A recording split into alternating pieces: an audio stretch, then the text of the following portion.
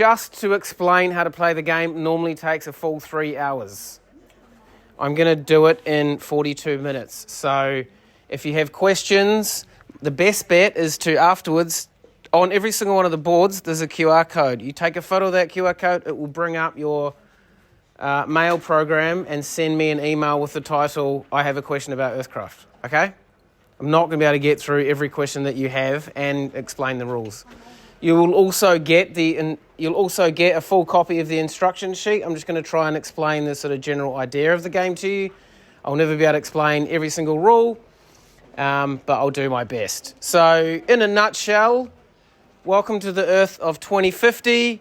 You think about how many problems that you had in Starguards. Was it like 8 or 10? EarthCraft has got over 70, okay? It's that much harder. So, there's 70 interlocking problems. You control all the different international, environmental, all the different organisations in the world. You run the planet. And that's really off-putting. You've got to try and solve all of the problems on this board. Almost all of the problems are either real and are happening right now on Earth, or they are plausible. A lot of these problems, humans, the adult world have been trying to solve them for decades and haven't been able to. For example, climate change, right? Okay, so you're going to be divided up into a whole heap of teams. There are 6 teams that are the continents. So Oceania, or as you might have been taught in geography, Australia. I call the continent Oceania, whatever. There's those 6 continents. So those 6 continents, and that's got 3 people per team of them. You've also got the United Nations. You've got the World Bank. So the United Nations is kind of like an international organisation that... it's hard to describe what they do. You'll find out what they do when you are at the United Nations. The World Bank, they manage the world's finances, so they have what's called the vault here. So the World Bank deals with this puppy here. There's a whole heap of things that you can buy, which I'll explain in a minute. Oops. Whole heap of things that you can buy from the World Bank. Now, if you buy those things from the World Bank is like the banker in Monopoly, yeah? If you buy stuff from the World Bank, you don't get to keep the money. You just put it in the World Bank's, in the vault, okay? Here's the vault here. Here's a massive stack of money. The World Bank's the one that gives all the money out to everybody at the start. World Bank will also check the budget forms that you do. At the end of each turn, you have to do a budget form. That's way too complicated for me to explain today. I've made a video about it, which you're going to watch next week in class. Greenpeace is a big international environmental organisation. So each team has got... Palestine is a team of 1 person. They are this group here who are struggling to form a nation. You might have heard of Palestine. It's a real place on Earth. And it's sort of a country, but it's not recognised by some other countries. That's 1 person plays Palestine. Anonymous is the international hacker group. They were a lot more famous about 8 years ago when I started making this game. So if you haven't heard of them, sorry. They've got a hidden secret base. I've placed it there, but no one actually knows where it is. It's just there so that it's got their stuff, right? Every single one of these teams has got a series of challenges, okay? Most of the continent teams have about 5 or 6 challenges that they've got to solve. Some of those challenges they can solve just by themselves. Most of the time they'll have to liaise with another continent or with one of these other groups, okay? Most of their challenge markers, see all these markers everywhere? Every marker represents one of the challenges, okay? For all the continents, all their challenge markers are within their continent's borders, most of them. But for the UN, the World Bank, Greenpeace, they don't have a home base, so their challenge pieces are spread around the whole board. So when eventually you get put into your teams and you actually get to sit in front of the table and have a look at it, the first thing that I want you to do is to look at your team file and find where every single one of your challenge markers is, okay? And the fates. Just like in the other games, we have 2 students that run the game. It's usually 1 male student, 1 female student. I know in the past people have not wanted to be fate because they would rather be playing the game. I can tell you that fate in EarthCraft plays a way more involved role than fate does in the other games, right? For any situation where there's no rule, which is all the time, fate makes up a rule on the spot. They decide. So if there's any controversies, any disagreements, it's not the teachers that make the call, it's whoever's playing fate. So within the continent teams, you've got three people per continent team. You've got a leader. The leaders will be being recruited next week, and then how the rest of the teams are worked out will be decided on by your classroom teacher. You've got a treasurer. That's the person that manages all the money. They will hold on to the money. I highly recommend that you have a clever way to hold on to your money, because every single year this happens. Some treasurer will just have $100 billion sitting on the table and they'll walk away, and then they'll turn around and someone's stolen their $100 billion. Right? So keep it in your pocket, keep it in your file, don't keep it lying around. I even had a student once come up to me and say, "Oh, I can see $100 billion on that table. Am I allowed to steal it?" And I was like, "Are you allowed to steal money?" I think you know the answer to that question. Anyway. The treasurer also has the really important job of completing the budget at the end of each game day. And I'll explain that a bit more later. But treasurers need to be good with maths. Everybody needs to be good with maths, but treasurers need to be extra good with maths. And then finally, you have the Minister for Foreign Affairs. They're in charge of the military of that country. Now, I've said that those three roles, but students are sometimes not at school. And so if your leader's not at school, then the other two people will just have to step up and also do the leadership role. Yep. The main difference, and you'll all share those roles as the semester goes on. The main thing that the leader does that the other two don't normally do is that when it's their turn, they stand up and go, "I'm the leader of Africa, and these are my actions. I'm going to do blah, blah, blah, blah, blah, blah, blah, blah." Yep, sweet. Palestine has to do all of those things by themselves, and so does Anonymous. Yeah, they're two teams of just one person. The World Bank has got the head of the World Bank and two assistant bankers. So they've got an important job. Remember, they sell all this stuff. They also act like a banker, like a monopoly, and they also have to check everybody's budget to make sure they're correct. The United Nations, we have the Secretary General. That's what the name of the head of the UN is called. He's called the Secretary General. We've got the World Trade Organization, which is one of the people that work at the UN. The job of the World Trade Organization, as well as solving their challenges, blah, blah, blah, is to keep this board updated, right? So there are 4 resources in EarthCraft. Cash, which is not on this board because you'll be keeping it in your pocket somewhere and making sure no one steals it. Steel, which you gain by mining steel, and you write down how much steel you've got on here. You start off with a certain amount. Energy, which you get at the start of the game. Everybody is generating energy. They're generating energy with their oil wells, right? There are other ways to generate energy which you can buy if you want to, like solar panels. Solar panels, which look like... You can buy solar panels. There's a price list that will be put up. That's a solar panel that generates electricity. Or you can also buy wind turbines, which generate electricity. And you can also buy nuclear power plants, which generate electricity. There's also one special fusion reactor, which generates a crazy amount of energy. There's only one of them in the whole game. This is a technology that humans on Earth have been trying to invent for about the last 50 years. It's the most expensive international scientific cooperation ever. They haven't finished making it yet, but we pretend that they have for this game. So you got steel, you make that by mining it. So you got steel, which you get by mining it. You've got energy, which at the start of the game you get from oil wells, but you can change that to solar panels or wind or nuclear.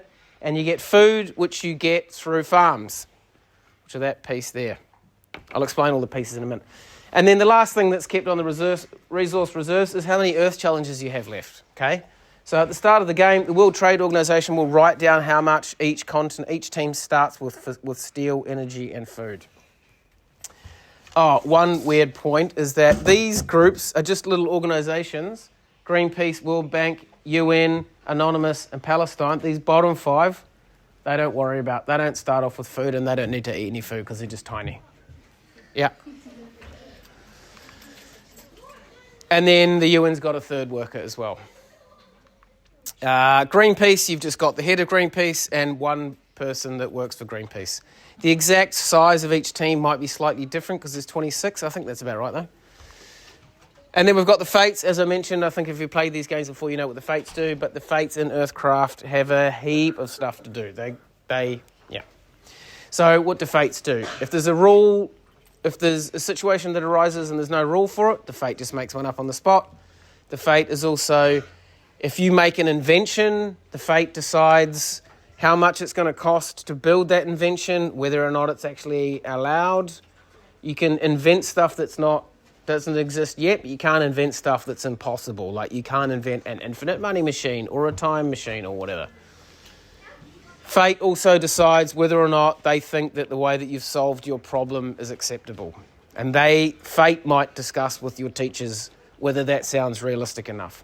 Obviously, we can't make the game completely realistic because it would be way too complicated. So it's kind of a little bit simplified compared to real life. The board's a lot smaller than the real planet, you might have noticed. So how do you win? Remember, you start off with, each team has between 3 and 6 Earth challenges. I think the total amount is about 70. So the first way that you win is by solving all the Earth challenges.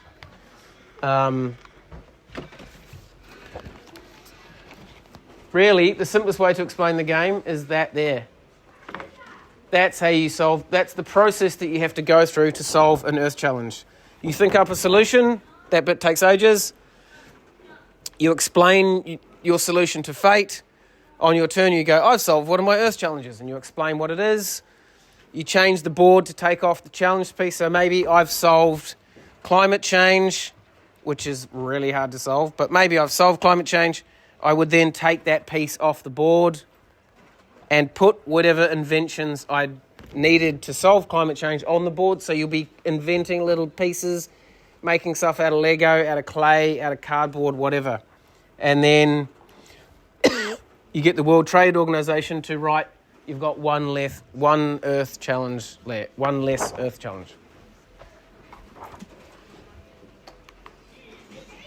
Another thing, everybody must have, no one can be on 0 of any of these resources. Everyone's got to have at least 1 steel, 1 energy, and 1 food.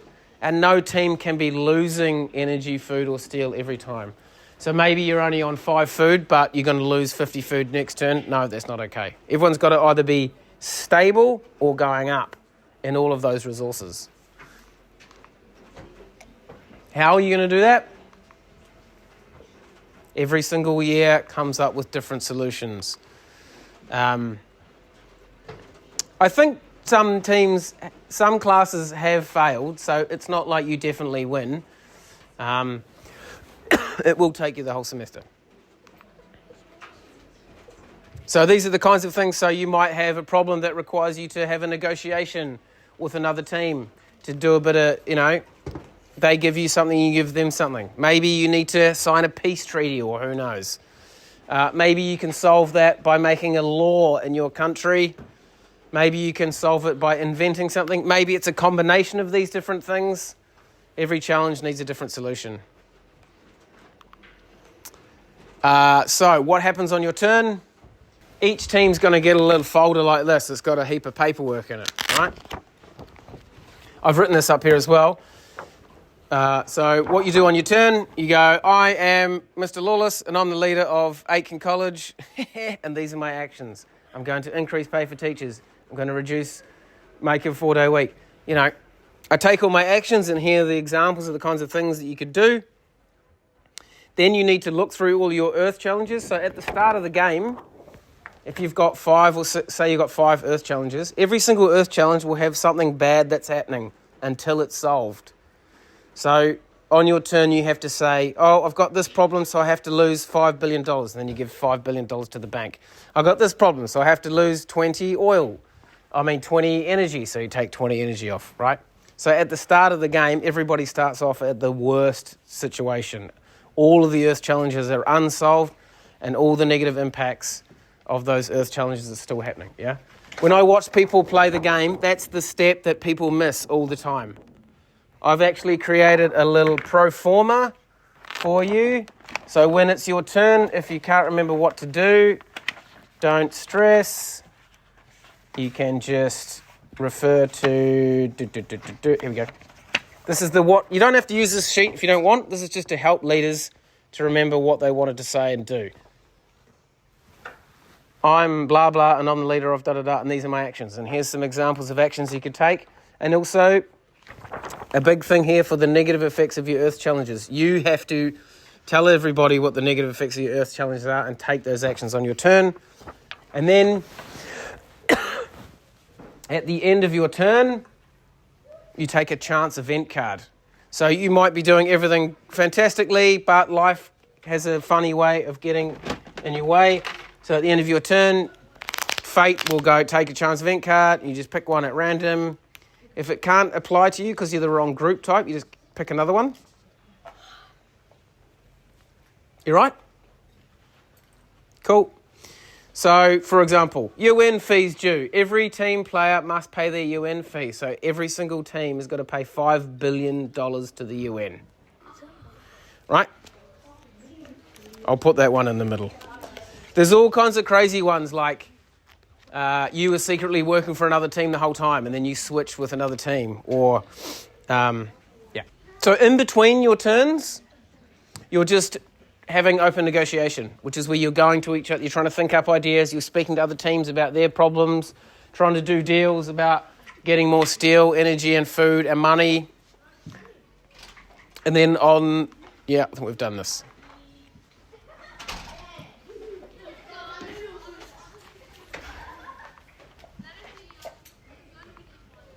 Oh yes, I forgot a stage. So you earn or lose money and steel and energy and food every turn, depending on how much factories and stuff you've got. And so at the end of your turn, you'll either get money from the vault, from World Bank. They'll go, oh yeah, you earned $20 billion, here you go. Or they're like, oh, you've lost $10 billion, you have to give it to us.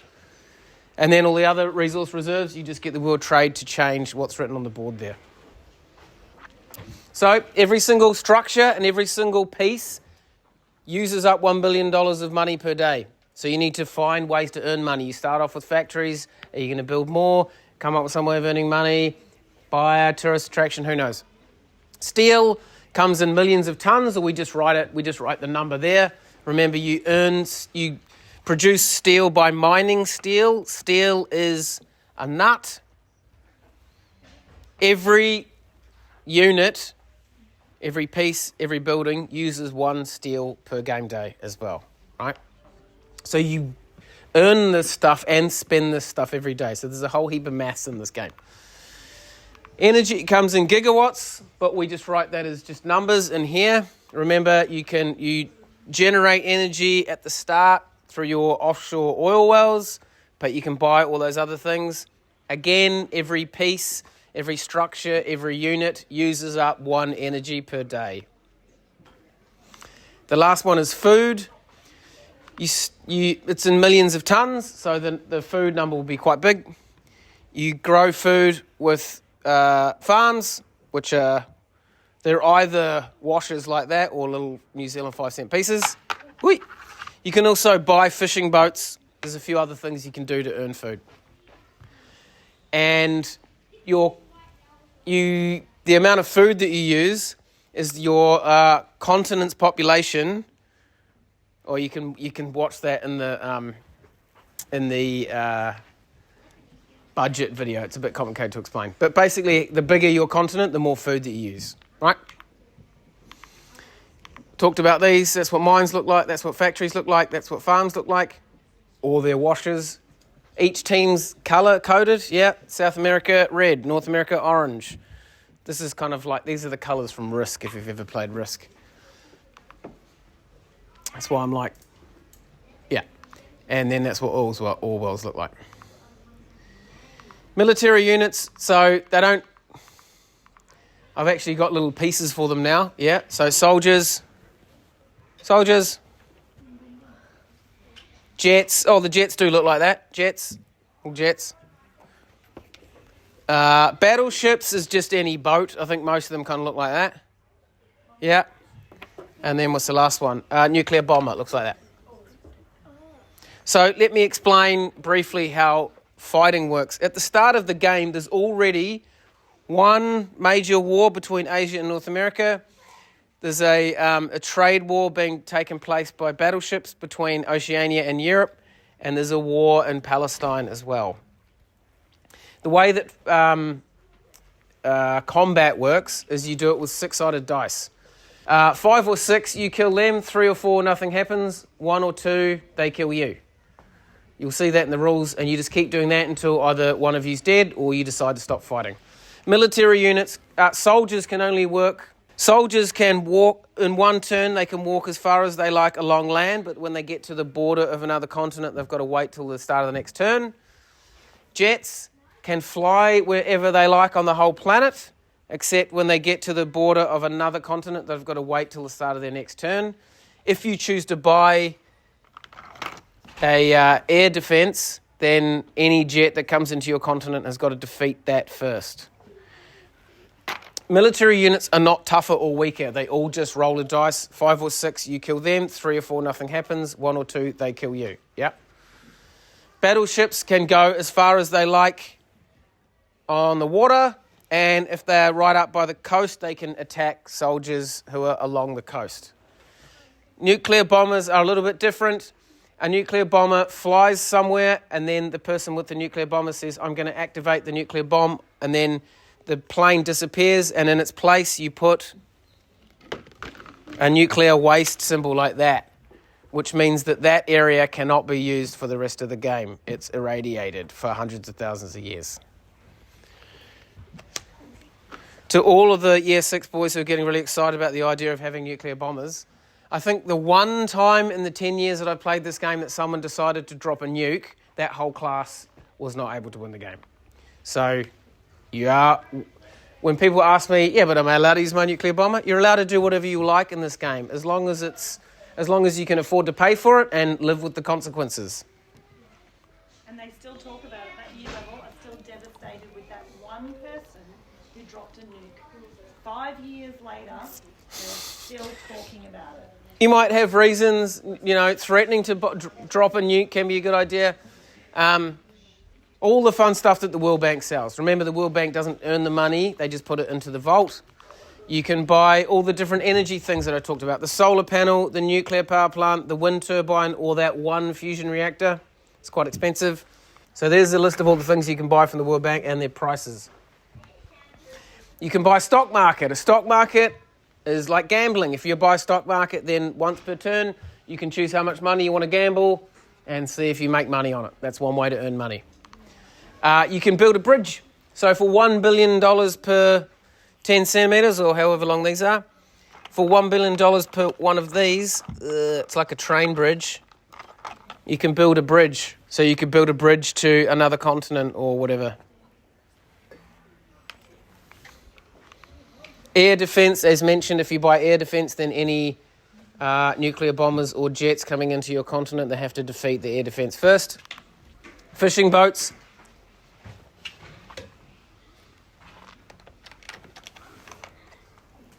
If you buy a fishing boat, your fishing boat goes out into the ocean and earns you food, just like a farm, but on water. Monuments. So there's a list of all the monuments. Typically, the rule is you can only buy monuments, or as I was calling them earlier, tourist attractions, for the places that are for your continent, but your fate might decide that you can have the Eiffel Tower in Australia. I don't know, it's up to them. Let's talk about the moon. So, if you have an astronaut, you can... Oh, another thing. Let me show you. Here's all the stuff that you can just buy on your turn. You can build more factories. It costs 15 billion cash and 15 million tons of steel. You can buy another mine. You can buy an oil well. You can buy a farm. You can buy a monument. Yep, you can buy all of that stuff.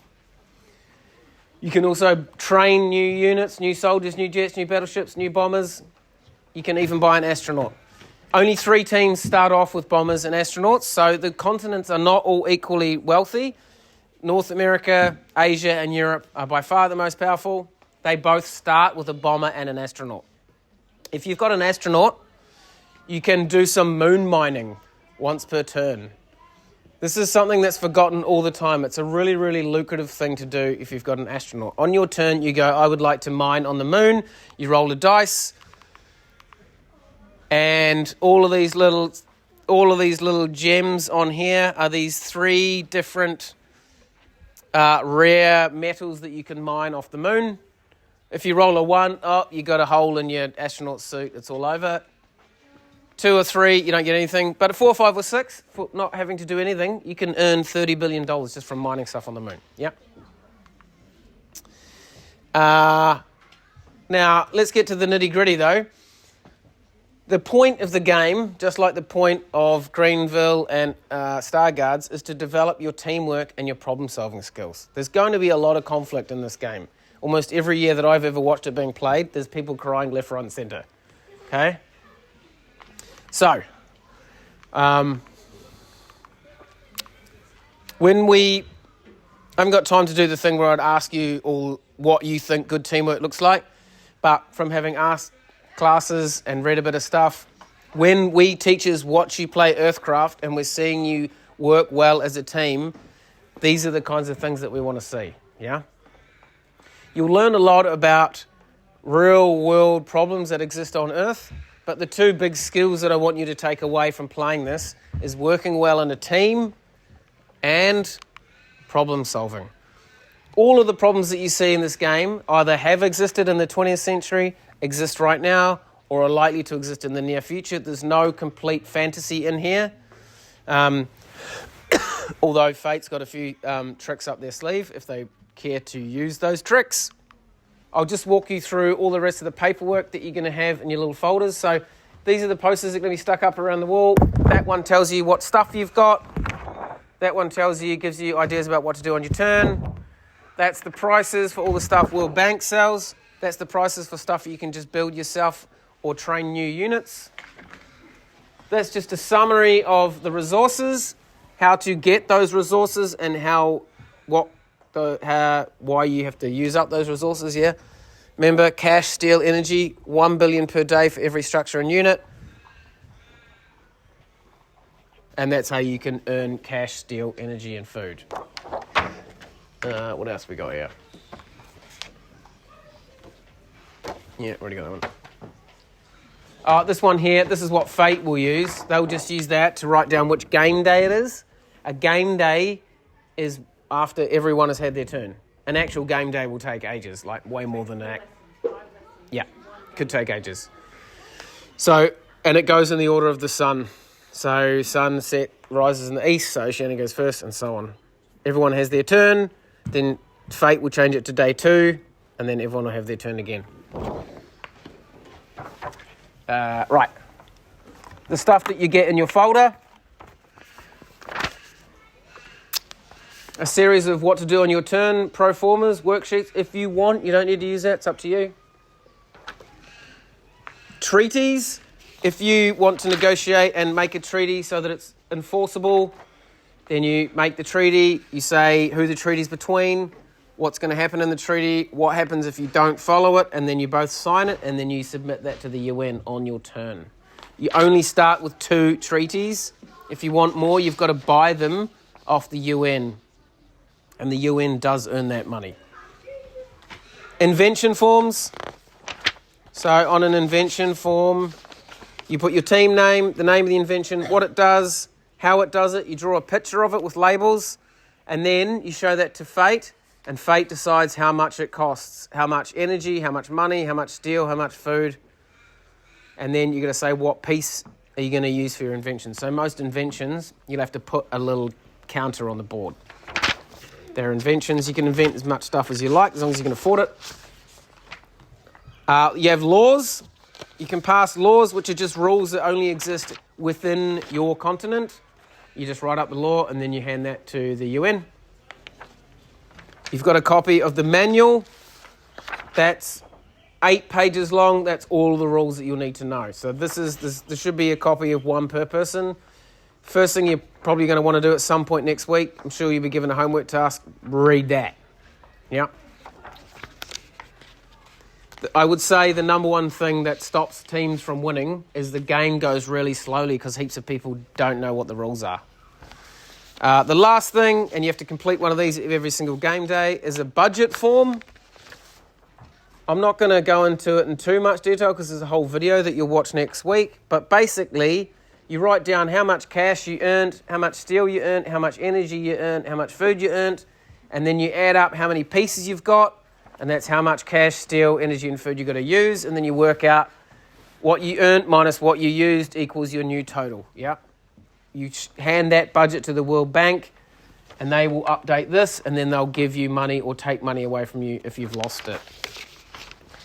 Every single board has got a QR code on it to ask me a question. I'm sure you got 1,000 questions. I tried to get through 3 hours worth of explaining in about 40 minutes, and we've done pretty well. Thank you. I know it's not easy on a Friday afternoon to sit there and listen to some old guy talking at you constantly. Thank you very much.